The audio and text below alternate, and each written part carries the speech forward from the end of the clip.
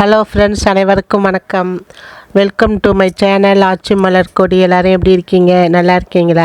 இன்றைக்கி நம்ம சேனலில் வல்லங்காய் பொடி, அதாவது பூண்டு மிளகாய் பொடி எப்படி செய்யணும் தான் பார்க்க போகிறோம். நல்லா சுட சுட மல்லிகைப்பூ மாதிரி இட்லி பஞ்சு போல் இட்லி வச்சு இந்த பொடியை வச்சுட்டு சாப்பிட்டிங்கன்னா எத்தனை இட்லி சாப்பிட்றீங்கன்னு உங்களுக்கே தெரியாது. அவ்வளோ ருசியாக இருக்கும் இந்த பூண்டு மிளகாய் பொடி. இதுக்கு வந்து 2 பொருள் போதும். பூண்டு மிளகாய் 2 பொருள் தான்.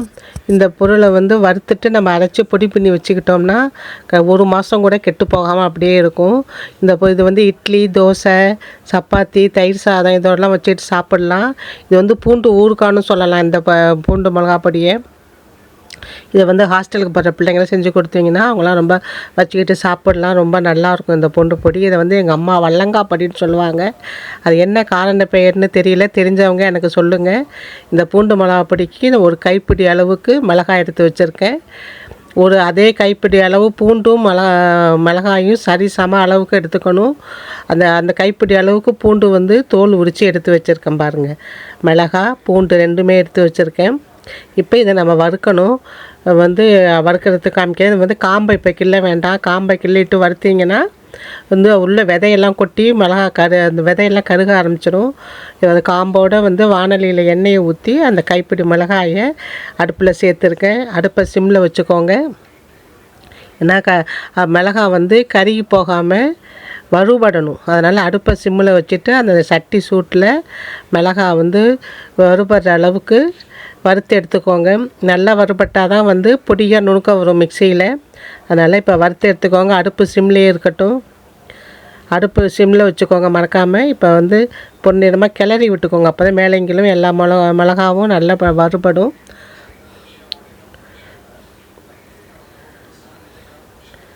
இந்த அளவுக்கு வறுபட்டால் போதும். இப்போ நம்ம தட்டில் எடுத்து வச்சுக்கலாம்.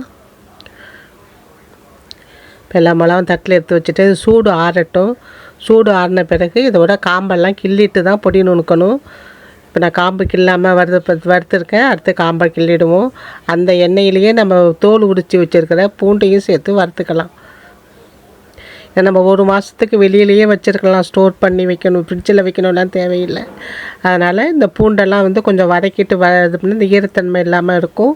அதனால் இந்த காரத்துக்கு நம்ம சரி பண்ணுறதுக்கு சின்ன நெல்லிக்காய் அளவு புளி போட்டிருக்கேன். இந்த புளி போட இல்லாட்டினா இதுக்கு தேவையான உப்பையும் இப்போயே போட்டு வறுத்துருக்கோங்க. வறுக்கிறப்ப இந்த உப்புல உள்ள ஈரத்தன்மையும் போயிடும். அதனால தான் இப்போயும் அடுப்பை சிம்மில் வச்சுட்டே வருங்க. பூண்டு இளஞ்சவப்பாக வந்தால் போதும் ஈரத்தன்மை போகிறதுக்கு. புளி, உப்பு, பூண்டு 3ஐயும் வதக்கி எடுத்துக்கோங்க. அடுப்பை கூட ஆஃப் பண்ணிடலாம். சட்டி சூட்லேயே அது வெந்துடும். புளி போட விருப்பம் இல்லாதவங்க இதை நொறுக்கின பிறகு எலுமிச்சம் சாறை புழிஞ்சிக்கலாம். அந்த புளி போட்டு சேர்த்தா அதுவும் ருசியாக இருக்கும். இப்போ காம்பெல்லாம் கிள்ளிட்டு மிக்சி ஜாரில் இந்த மிளகாயெல்லாம் போட்டிருக்கேன்.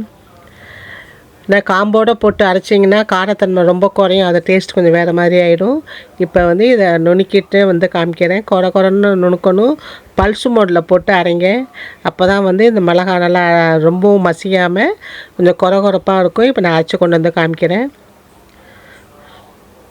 இது இப்போ இருந்தால் நுணுக்கியிருக்கேன் பாருங்கள் மிக்சியில். இந்த குறைப்பு தன்மையிலே இருக்கும். ரொம்ப மைய அரைச்சிடாதீங்க. இது குறைன்னு இருந்தால் தான் இந்த பூண்டு மிளகா பொடி நல்லாயிருக்கும். இப்போ நம்ம வறுத்து வச்சுருக்கிற பூண்டை சேர்த்துக்கலாம். ரொம்ப ஈஸி தான். ஈஸியாக செஞ்சுட்டு இப்போ ரொம்ப பொருளும் தேவையில்லை, பொருட்செலவு இல்லாமல்.